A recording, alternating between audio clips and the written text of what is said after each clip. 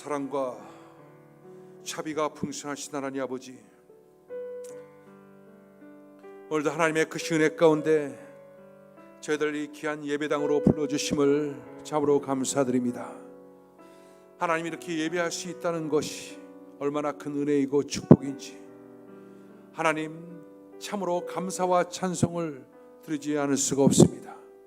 하나님, 이 시간에 모인 주의 백성들 한 사람 한 사람 성령으로 기름 부어주시고 충만케 하여 주셔서 오늘 온 몸과 마음, 우리의 모든 영이 하나님께로만 집중되어지게 주님 도우시고 역사하여 주옵소서. 우리 살아계신 하나님, 하나님께서 우리의 모든 마음이 오직 하나님만을 향하게 주님 축복하여 주옵소서. 하나님, 이 시간에 성령으로 더욱더 강력히 기름 부어 주옵소서. 오늘 우리 심령 가운데 가지고 나온 많은 문제들이 있습니다. 이 문제들이 해결되어지는 귀한 응답의 시간이 되어지게 도와주시고 하나님의 은혜의 충만한 시간 되어지게 주님 축복하여 주옵소서. 팬데믹으로 말미암아 고통받고 있는 많은 영혼들, 특별히 교회들을 주님 붙잡아 주시고 선교지를 붙잡아 주시고 하나님 영적인 그 모든 것들이 회복되어지는 귀한 역사가 나타나게 도와주시옵소서.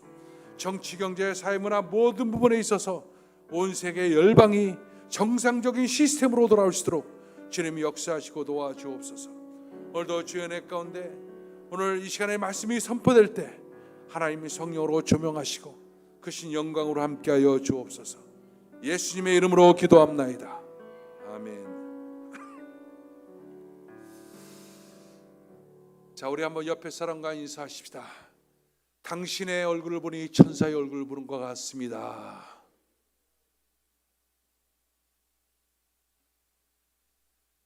자, 여러분 다시 한번 주님을 사랑하시면 아멘 하십시다. 오늘 하나님께서 이 자리에 함께 계시고 여러분 한 사람 한 사람 심령을 터치해 주시고 여러분의 마음을 시원케 해주는 귀한 역사가 오늘 일어날 줄 믿습니다. 하나님 좋으신 하나님입니다. 하나님 합력하여 선을 이루신 하나님입니다. 오늘 그 하나님께서 여러분을 아픔을 만져주시고 놀라운 위로와 평강으로 함께 하실 줄로 믿습니다. 할렐루야. 오늘 여러분과 함께 나의 영혼이 잠잠히 하나님만 바라며 이와 같은 제목으로 말씀을 드리도록 하겠습니다. 우리는 한평생 인생을 살면서 정말로 많은 우여곡절을 겪으며 삶을 살아가고 있습니다. 정말 솔로몬의 고백대로 기뻐할 때가 있고 또 슬퍼할 때가 있고 낙심할 때가 있고 또 큰 희망 가운데 있을 때가 있고 잘 될 때가 있고 안 될 때가 있고 부할 때가 있고 또 가난할 때가 있고 여러 가지 많은 일들을 우리가 인생 속에서 겪고 있습니다. 모든 것들이 다 무너질 것 같은 정말 극한 상황이 있다가도 또 시간이 되면 또 희망의 새로운 아침이 우리 앞에 있는 것을 우리가 경험하면서 또한 인생을 살고 있는 것이 바로 우리의 삶이기도 한 것입니다. 근데 중요한 것은 이와 같은 우여곡절, 정말로 파란만장한 인생살이를 겪어가면서 우리는 많은 어떤 요동함이 있는데 정말 중요한 것은 이와 같은 인생 속에서 정말 멘탈을 잘 붙잡고 아주 담대하게 흔들리지 않고 요동치 않고 살아가는 것, 이것이 참으로 중요한 것입니다. 근데 여러분, 하나님 아버지는 바로 우리의 아버지가 되십니다. 하나님 아버지는 좋으신 아버지입니다. 이 좋으신 아버지는 그 자녀들에게 어쩔 수 없는 인생살이 속에서 여러 가지 많은 부침을 겪고 있지만 그 속에서 힘을 내고 또 큰 위로가 되고 또 회복이 되고 또 우리가 담대하게 살 수 있는 그런 여러 가지 길들을 우리에게 제시해 주고 있습니다. 지금 우리는 전 세계적으로 많은 어려움 가운데 있습니다. 정말 참담할 정도로 힘들고 어려운 그 아픔들이 한쪽에 많이 일어나고 있음을 우리가 보고 있습니다. 국가적으로 특별히 교회적으로는 더욱더 심각합니다. 오늘 아침 새벽에도 제가 한국에 있는데 후배하고 전화 통화를 했는데 돈을 한 14억 정도를 채무를 갖다 얻어서 건물을 너무너무 아름답게 졌습니다. 또 충분히 그것을 끌어나갈 만한 어떤 그런 능력이 있었습니다. 정말 아름답게 건물을 졌는데 건물을 딱 짓고 완공하자마자 코로나 사태가 딱 터진 거예요. 어떤 일이 났겠습니까? 예배하시는 사람들이 안 모이고 성도들은 다 흩어지고 있습니다.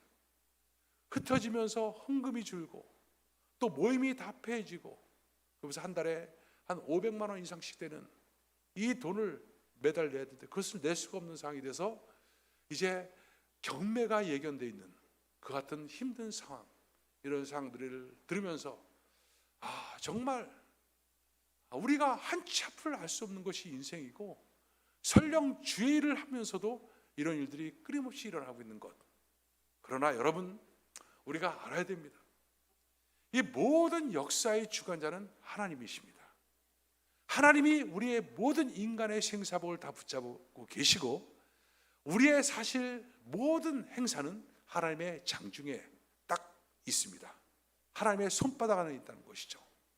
그리고 하나님께서 하나님의 방법과 목적대로, 계획대로 하나님은 하나님의 일들을 행해 나가신다는 사실을 우리가 알아야 됩니다. 그리고 우리는 여러 가지 일들을 바로 눈앞에서 겪는 것 같지만 하나님은 결국은 합력하여 선을 이루시는 하나님입니다. 하나님은 좋으신 하나님입니다. 지금은 슬퍼하고 낙심하고 낙담한다 할지라도 때가 되면 이것이 다 하나님의 뜻이 드러나 있다는 것을 알게 되고 우리는 하나님께 감사하며 찬송할 수 있는 날이 반드시 오게끔 되어 있는 것입니다. 중요한 것은 이런 하나님의 역사 속에서 어떻게 우리가 멘탈을 붙잡고 그리고 담대하게 우리는 살아갈 수 있을 것인가, 또 어떻게 극복할 수 있을 것인가, 이것이 우리에게는 참으로 중요한 것입니다. 오늘 우리가 읽은 본문 말씀은 우리가 너무나 잘 알고 있는 이 다윗이 썼던 이 시입니다. 이 다윗은 정말로 경건했던 그런 신앙인이었던 것이죠. 그런데 이 다윗이 어느 날 큰 어려움을 겪게 됩니다. 예기치 않는 일들을 겪게 됩니다. 그 일들 가운데 정말 충격적인 일, 자기가 가장 사랑했던 아들, 그 아들 압살롬으로부터 반역을 당하고 그 아들로부터 생명의 위협을 받으면서 도망다니고 쫓겨다니고 그런 상황에 이 다윗이 처하게 됐던 것입니다. 여러분, 다른 사람도 아니고 아들로부터 배신을 당하고 아들로부터 목숨을 잃을 두려움을 갖다가 겪으면서 하나하는 것이 얼마나 힘들고 어려운 일이겠습니까? 그런데 여러분, 다윗은 이 모든 고난, 이 처절한 상황 속에서 그는 어떤 신앙 자세를 가졌는지를 오늘 본문을 통해서 보여주고 있고 그것을 통해서 담대히 일어나고 극복하고 있는 모습을 우리에게 보여주고 있습니다. 오늘 특별히 오늘 본문 9절에 보면 사람은 입김이다 이런 말이 나옵니다. 사람은 입김이다. 인생도 속임수다 이런 말이 나옵니다. 그러면서 사람은 저울에다 달면 입김보다 더 가벼운 것이 바로 사람이다 라고 얘기를 해요. 이게 무슨 뜻이냐면요, 다윗을 그렇게 힘들게 했던 것이 바로 뭡니까? 그 아들이에요. 또 아들을 따르는 많은 적들입니다. 한때는 자기의 충성스러운 부하였습니다. 너무너무 두렵게 하고 힘들게 하고 무섭게 했던 그런 상황인데 이 사람들이 결국 보니까 다 입김에 지나지 않더라는 거예요. 입김에 지나지 않아. 여러분, 입김이 얼마나 가볍습니까? 근데 입김이 다윗에겐 굉장히 무겁게 느껴졌던 시절이 있었던 거예요. 너무나 힘들게 느껴졌던 것이 있습니다. 근데 나중에 알고 보니까 절에 달고 보니까 너무나 가벼운 것이었더라 이렇게 얘기합니다. 여러분, 우리가 지금 코로나를 만나고 여러 가지 재정적 어려움을 당하고 또 여러 가지 많은 문제를 만나고 이것이 너무나 무겁게 우리를 짓누르고 있습니다. 그렇지만 나중에 알고 보니까 이것은 입김보다 더 가벼운 아무것도 아닌 문제로 돼버리더라는 거예요. 다윗이 이것을 경험했고 그것을 노래하면서 썼던 시가 오늘 이 본문의 시입니다. 그렇다면 어떻게 다윗은 그 같은 그런 은혜, 그 같은 믿음을 가질 수 있었을까? 그것을 오늘 본문은 우리에게 세 가지로 크게 말씀을 해주고 있습니다. 그 첫 번째는 다윗은 그 같은 상황 속에서 무엇을 했느냐? 그는 하나님의 인도하심을 기다렸다는 것입니다. 여러분, 우리가 삶 속에서 예기치 않는 일들, 어렵고 힘든 일들을 만날 때마다, 답답하고 불안할 때마다 가장 중요한, 가장 먼저 필요한 방법이 바로 뭐냐? 하나님을 기다리는 것입니다. 하나님의 인도하심을 기다리는 거예요. 이것이 1차적인 것입니다. 가장 중요한 것입니다. 왜 그렇습니까? 모든 일에는요, 하나님의 섭리가 있기 때문에 그렇습니다. 하나님의 뜻이 거기 있기 때문에 그렇습니다. 근데 이 하나님의 섭리와 하나님의 뜻은 당신은 알 수가 없어요. 이 섭리를 알기 위해서는 시간이 필요한 거예요. 일정한 시간이 돼야지 하나님의 뜻이 우리 가운데 비춰지게 돼 있고 그것을 알 수가 있게 되는 것입니다. 이 하나님의 섭리를 알 때까지 우리가 일방적으로 무엇인가 행동하는 것은 경거망동입니다. 반드시 실패를 불러일으킬 수밖에 없습니다. 여러분, 인생을 한번 돌이켜 보십시오. 여러분들이 뭐 부족해서, 실력이 없어서, 또는 뭐가 안 돼서 일이 안 됐던 것이 아닙니다. 거의 대부분이 바로 뭐냐? 기다림의 실패예요. 거의 대부분이 인내하지 못했던 거에 실패예요. 기다리지 못하고 인내하지 못했기 때문에 성급하게 내 인간적 소욕을 가지고 행동했기 때문에 그것이 더 큰 어려움을 가져왔던 것을 우리는 얼마든지 간증하고 고백할 수 있을 거예요. 저도 그렇고 아마 여러분도 동일할 것입니다. 많은 사람들이 이 하나님의 이 기다림, 이것을 하지 못하고 그냥 일을 그르치는 경우가 굉장히 많이 있었던 것이죠. 근데 오늘 1절에 보니까 다윗은 얘기를 해요. 내 영혼아, 잠잠히 하나님만 바라며, 이렇게 말합니다. 내 영혼이 잠잠히 하나님만 바라며. 잠잠히 하나님을 바란다는 것은 원어로 본다 하나님을 기다림이에요. 내 영혼이 잠잠히 하나님을 기다리며. 다윗은요, 이 정말 절대절명의 상황입니다. 너무나 힘든 상황입니다. 이 상황에서 그는 자기 자신에게 선포하는 거예요. 내 영혼아, 내 영혼이 잠잠히 하나님만을 기다리며, 이렇게 얘기하고 있습니다. 그는 하나님을 기다리는 것, 이렇게 얘기하고 있는 것입니다. 여러분, 이것이 다윗의 위대성입니다. 여러분, 기다릴 수 있을 때 기다리는 것은 기다림이 아닙니다. 기다릴 수 없을 때 기다리는 것, 기다릴 수 없을 만큼 내 마음이 조여지고 내 마음이 요동하고 그때 그것을 인내하며 기다리는 것, 이것이 진짜 기다림인 것이 그냥 기다릴 수밖에 없는, 그냥 기다려지는, 이것은 기다림이 아닌 거예요. 다윗은 그 같은 상황 속에서 지금 기다렸습니다. 얼마나 위급하고 어려운 상황입니까? 압살롬으로부터 배신당하고 생명의 위협을 느낍니다. 목숨을 보존하기 위해서 도망다니는 상황입니다. 반역을 당하고 생명을 위협당한 그 처절한 상황 속에서 그는 고백한 것입니다. 오늘 본문 3절 4절에 보면 이렇게 설명합니다. 넘어지는 담과 흔들리는 울타리 같은 사람을 죽이려고 너희가 일제히 박혀가기를 어찌하려느냐. 저희가 그를 그 높은 위에서 떨어뜨리기만 할게 하고 거짓을 즐겨하니 입으로는 축복이요 속으로는 저주로다. 다윗은 자기의 상황을 뭐라고 얘기냐? 넘어지는 담이라고 했어요. 여러분, 담은 서 있을 때 가치가 있는 것입니다. 근데 넘어지는 담과 같은 거예요. 흔들리는 울타리, 울타리는 뭐예요? 견고하게 서 있을 때 그게 울타리입니다. 근데 울타리가 맥없이 흔들려요. 자기 자신의 모습이 바로 그와 같다는 것입니다. 그때 자기 아들의 군대는 이 다윗을 죽이려고 쳐들어오는 거예요. 또 주변의 사람들이 다윗을 공격합니다. 거짓을 얘기하고 모함을 얘기하고 그 다음에 저주를 퍼붓고 있는 거예요. 처절한 상황. 여러분, 이와 같은 상황들은 인생을 살면서 가끔가다 우리가 경험하는 일들이기도 할 것입니다.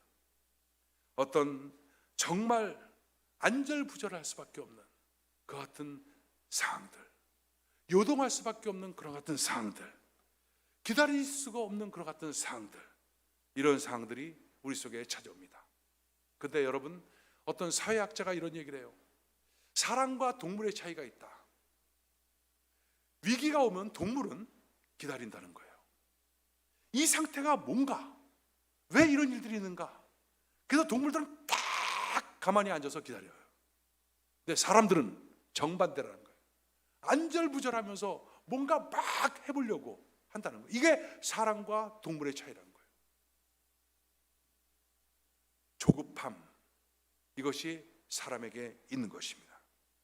그런데 다윗도 그런 마음이 없지 않아 있었을 거예요. 근데 자기 마음을 억누릅니다. 내 영혼아, 내 영혼아, 잠잠히 하나님만 바라며 나의 구원이 그에게서 나노도다. 내 영혼아, 정말 잠잠히 하나님만 바라며 나의 모든 구원, 이 모든 회복, 나를 살리는 것은 하나님께로부터 나는 것이지 다른 것이 아니다. 내 수단과 방법이 아니다. 내가 조급하다 하더라도 그것이 되는 것이 아니다.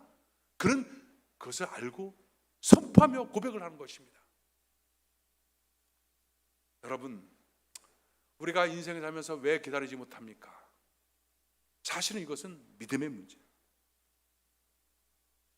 또 기다린다는 것은 또 믿음의 문제이기 때문에 쉽지 않을 때가 많이 있습니다. 기다리지 못하게 하는 이유들이 굉장히 많이 있죠. 우리가 열심히 기도도 합니다. 또 찬양도 합니다. 또 예배도 드립니다. 또 많은 것들을 해도 하나님의 응답이 제때 임하지 않을 때마다 우리는 마음속에 어떤 분노가 일어날 때가 있는 게 사실입니다. 하나님, 저 사람들은 지금 기도도 안 하고 자기 멋대로 삶에도 불구하고 저렇게 잘 되고 있는데 왜 나는 이렇게 내가 주님만을 믿고 의지하고 따라가는데도 불구하고 이렇게 모든 것이 어렵고 힘듭니까? 그러면서 믿음이 점점 식어지고 역시 인간적인 어떤 수단과 방법들이 우리 속에 나올 때도 있는 것이 사실입니다. 근데 여러분, 우리가 알아야 될 것은 지금 우리가 겪고 있는 이 모든 것은 끝이 아니라는 거예요. 하나의 과정에 불과하다는 것입니다. 결과 아직 안 나타났다는 것입니다. 우리 인생의 여정 속에서 한 점을 지금 만나고 있는 거예요. 나중에 보면 그것은 다 아무것도 아닌 것이고 나중에 다 알고 보면 그 역시 또한 의미가 있었던 한 과정에 불과한 것입니다. 그런데 여러분, 이 상황 속에서 중요한 것, 하나님은 모든 것을 보고 계시다는 거예요. 모든 것을 알고 계신다는 거예요. 근데 이 모든 것을 보고 계신 하나님, 알고 계신 하나님은 하나님의 때, 하나님의 시간, 하나님의 그의 시간에 하나님은 역사하신다는 거예요. 그 하나님의 시간이 될 때까지는 그 일을 행하시는 하나님의 어떤 목적이 들어있는 거예요. 계획이 들어있는 것입니다. 그 계획이 들어질 때까지, 계획이 이루어질 때까지 하나님은 인내하고 역시 기다리는 거예요. 우리도 인내해야 되지만 하나님도 인내하는 거예요. 이스라엘 백성들이 왜 광야에서 40년 동안 그렇게 지내야만 됩니까? 하나님의 그 뜻이 있고 목적이 있는 거예요. 하나님의 때가 되니까 풀어지는 역사가 또 나타나는 것입니다. 이스라엘 백성들만 기다렸습니까? 하나님도 기다렸어요. 우리만 기다리고 있습니까? 하나님도 기다립니다. 우리는 멋모르고 자충우돌하면서 기다리지만 하나님은 가슴을 치며 기다리는가? 왜 그것도 깨닫지 못하느냐? 여러분, 하나님의 마음을 알고 우리가 기다리는 것, 인내하는 것, 하나님의 타이밍을 이해하는 것, 하나님의 시간표를 우리가 인정하고 그것을 받아들이는 것, 그 하나님의 시간을 믿는 믿음, 이 믿음으로 나가야 되는 것입니다. 여러분, 기다리게 할 때는 하나님의 목적이 있어요. 하나님의 뜻이 있습니다. 고난, 하나님의 뜻이 있다는 거 우리가 다 잘 알지 않습니까? 다 기다리게 하는 이유, 다 하나님의 계획이 있습니다. 그래서 성경에 보면 이런 얘기가 나와요. 전도서 3장 1절에 보면 천하의 범사의 기한이 있다. 날 때가 있고 죽을 때가 있고 심을 때가 있고 심은 것을 뽑을 때가 있고, 헐 때가 있고, 세울 때가 있으며, 안을 때가 있고, 않는 일을 멀리할 때가 있고, 그리고 찾을 때가 있고, 잃을 때가 있다. 이렇게 말씀을 하고 있는 것입니다. 여러분, 하나님이 모든 걸 지었고, 그리고 역사를 주관하시는 하나님입니다.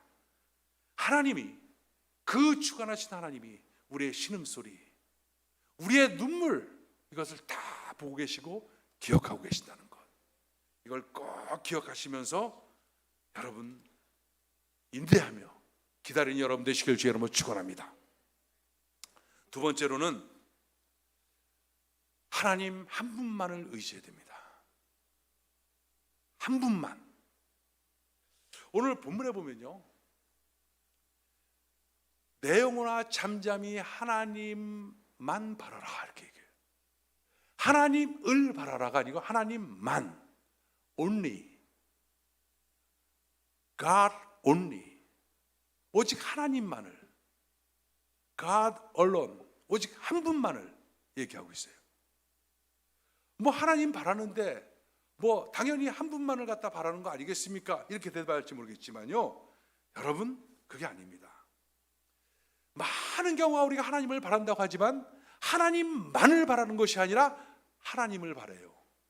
하나님을 바란다는 것은 하나님도 바라고 또 다른 내 수단과 방법, 내 지혜도 함께 바라는 거예요. 근데 다윗은 그게 오직 하나님만 바라라. 하나님 외에는 다른 거 어떤 것도 바라지 않겠다는 거예요. 오직 하나님 한 분만이 나의 주가 되고, 그분만이 나의 구원자가 되고, 그분만이 모든 걸 해결할 줄 안다라는 것을 그는 고백하는 것입니다. 다윗이요, 여러분 실수가 많았던 사람입니다. 우리가 잘 알고 있는 것처럼 그는 밧세바의 간음 사건 때문에 많은 고통이 있었던 사람입니다. 그 밧세바의 그 간음의 고통 때문에 또 지금 그 대가를 지금 치르고 있는 상황이 바로 이 상황이기도 한 거예요. 여러 가지 흠이 많고 결점이 많았던 사람임에도 불구하고 하나님께서는 그를 내 마음에 합한 사람이다 라고 얘기해요. 왜요? 다윗은요, 결국은 뭐냐면 결정적인 모든 순간에서 하나님만을 의지합니다.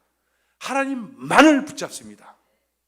하나님 앞에서 그냥 납작 엎드려지는 거예요. 하나님만, 그래서 앞에서 예배자로 그는 늘 쓰는 것입니다. 그래서 철저하게 그는 광야 생활을 할 때도 다른 어떤 것을 의지하는 것이 하나님만을 의지하고, 그래서 다윗은 늘 하나님만이 자기 삶의 기초라고 했습니다. 하나님은 그래서 나의 산성이요 피난처시요 나의 바위다, 반석이시다. 그는 끊임없이 그를 고백하면서 바로 하나님만을 의지했던 것을 볼 수가 있는 것입니다. 하나님만이 나의 피난처다. 또 하나님만이 나의 산성이 된다. 무슨 뜻입니까? 산성이란 것은 성이에요. 성. 이렇게 성. 적들이 다윗을 공격하려면 어떻게 해요? 산성을 넘어야 되는데 이 성이 누구냐? 하나님이란 거예요. 적들이 하나님을 넘을 수가 있겠어요? 못 얻겠어요? 산성이니까 넘을 수가 없는 거예요. 다윗이 그렇게 하나님을 믿고 있었던 거예요. 산성이신 하나님이 날 갖다가 둘러싸고 있는데 어디 너희들이 날 갖다가 공격할 수가 있느냐?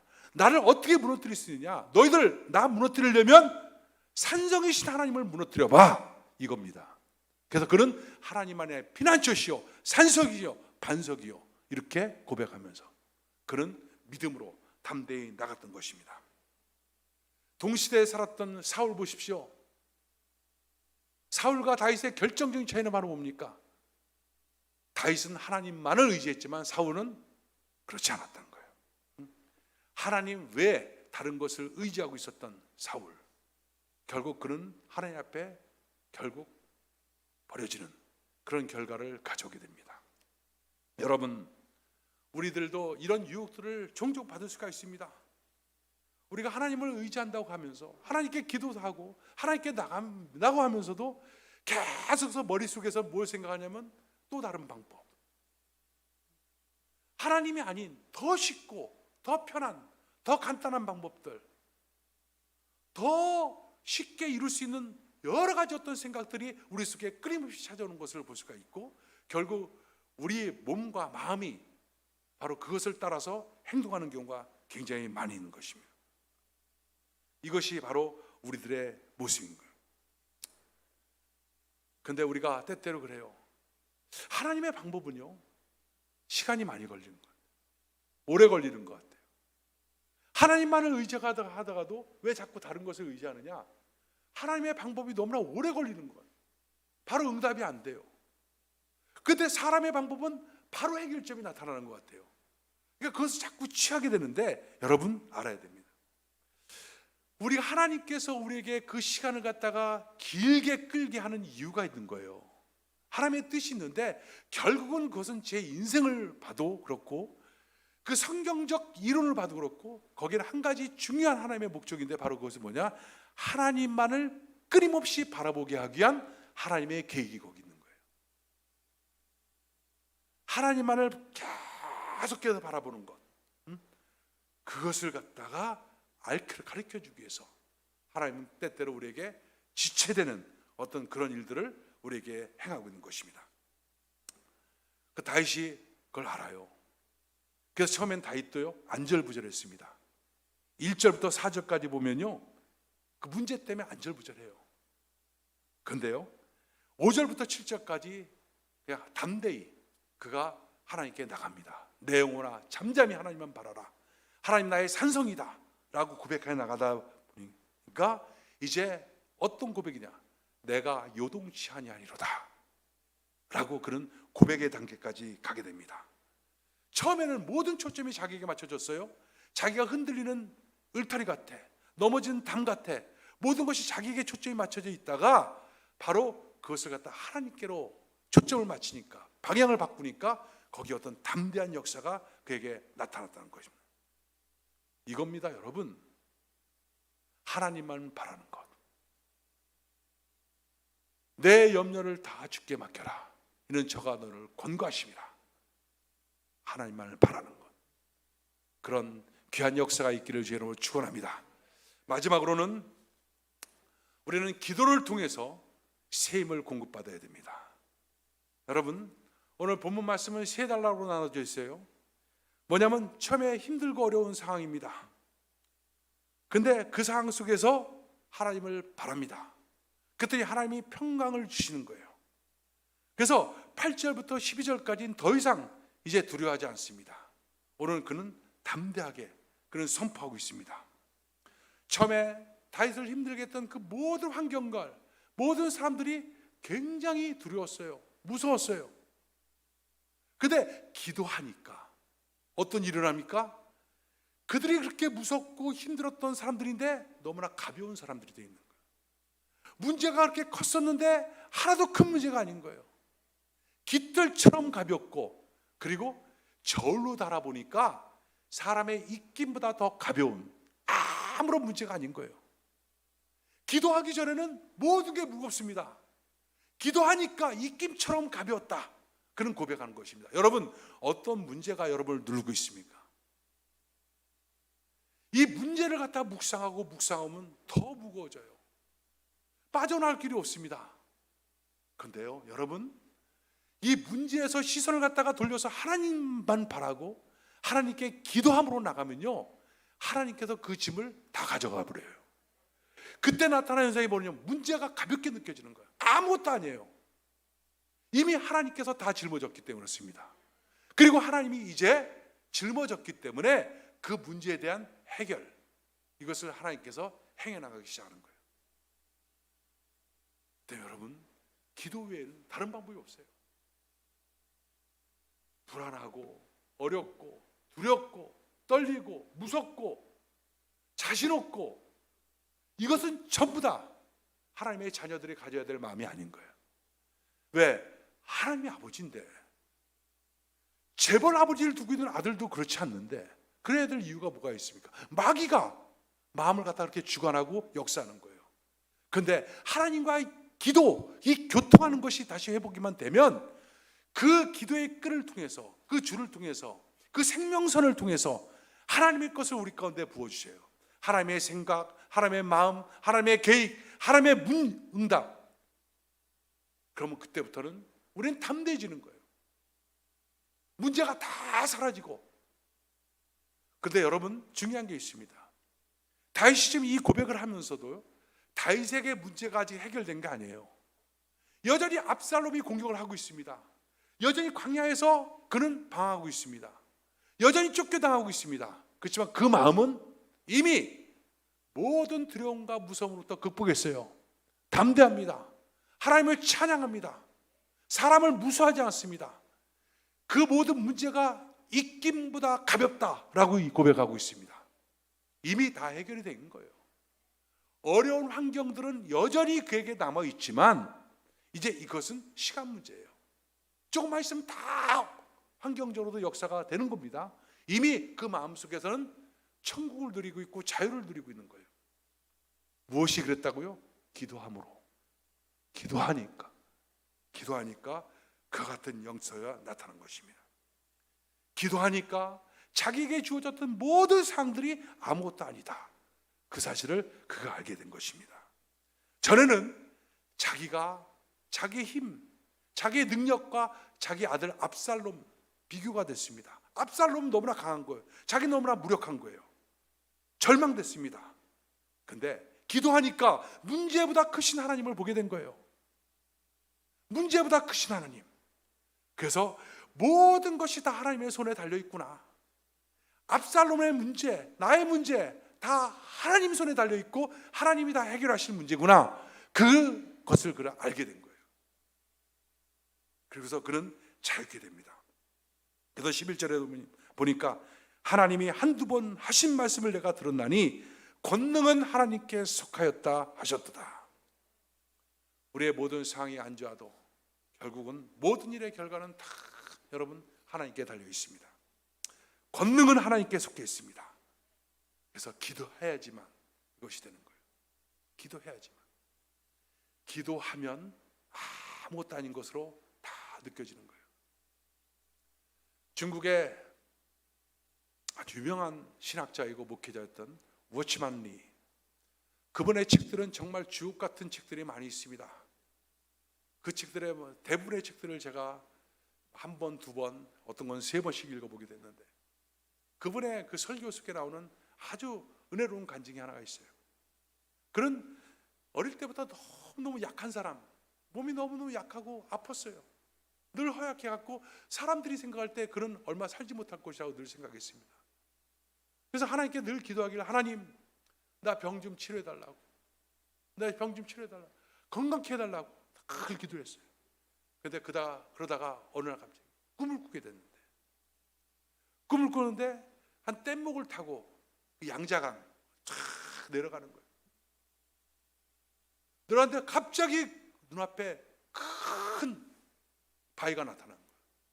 순간 하나님, 이 바위에 부딪히게 죽게 생겼거든요. 파손되게 생겼거든요. 하나님 저 바위를 갖다 치워주세요 그랬더니 그때 마음속으로 하나님께서 내가 저 바위를 넘어가게 해주랴 아니면 바위를 치워주랴. 그래서 순간적으로 바위를 넘어가게 해달라 그랬더니 갑자기 이 뗏목 타고 가는 물이 확 부르더라고요. 물이 불어난 거예요. 불어났고 이 뗏목이 그대로 그 바위를 넘어서 그대로 쑥 가더라는 거예요. 깨고 나서 놀라운 것을 알게 돼요. 내가 이렇게 몸이 아프고 힘든 거, 이것은 피할 수 없는 거예요. 계속해서 인생 속에 끊임없이 찾아옵니다. 끊임없이 찾아오는데 이 찾아오는 것을 없애달라, 없을 수가 없습니다. 중요한 건 바로 이것을 극복할 수 있는 힘, 마치 물이 불어나서 암초를 갖다 넘어갈 수 있게끔 하는 힘, 이것을 갖추는 것이 자기에겐 더 중요하다는 사실을 깨닫게 된 거예요. 바로 그것이 하나님의 은혜였고, 바로 이것이 기도를 통해서 이루어지는 바로 하나님의 축복이라는 사실을 깨닫게 되고, 그는 그다음부터 내 병을 치료해달라 이것이 아니라 내 병을 이기고 환경을 이길 수 있는 그 은혜를 나에게 부어달라고, 은혜의 강물을 나에게 강력히 부어달라고 그는 기도합니다. 그래서 그는 90세가 넘도록 아주 은혜로운 사역을 하면서 하다가 천국을 가시게 된 거죠. 여러분, 우리 인생 속에 수없이 많은 우여곡절, 문제, 사건, 사고 정말로 많이 일어날 수밖에 없습니다. 어제 너무 기뻐 좋아서 그냥 행복했던 사람이 오늘 아침에 정말 죽을 얼굴을 하고서 나타나 있는 모습들을 얼마나 많이 보게 됩니다. 중요한 건 뭡니까? 그 상황 속에서도 문제가 아니라 그 모든 문제를 하나님께 맡기고 하나님의 은혜 가운데 살아가며 극복하고 승리하는 것, 이것이 정말로 우리에게 필요한 것이죠. 여러분, 그렇기 때문에 기도로서 새 힘을 공급받아야 됩니다. 그리고 기도하며 기다려야 됩니다. 기도하며 하나님 한 분만 붙잡는 그 같은 지혜가 여러분에게 필요한 것입니다. 그러면 여러분, 이 코로나 팬데믹과 더불어 생기는 수없이 많은 문제들 앞에서 여러분 담대히 승리하고, 그리고 또 은혜 가운데 승리하고 또 승리하는 귀한 역사가 나타날 줄로 믿습니다. 기도하겠습니다. 하나님 감사합니다. 하나님의 큰 은혜 가운데 함께 하시고 도와주심을 감사합니다. 하나님, 우리 인생 속에서 수없이 많은 우여곡절을 겪고 많은 어려움들을 겪고 있지만 하나님, 그 속에서 하나님의 섭리를 보게 하여 주시고 기도하고 인내하고 기다리면서 하나님 극복하시는 믿음을 주님 허락하여 주옵소서. 하나님 한 분만을 보게 도와주시옵소서. 하나님만을 바라보게 하여 주시옵소서. 하나님께 간구하며 새 힘을 얻도록 주님 도와주옵소서. 예수님의 이름으로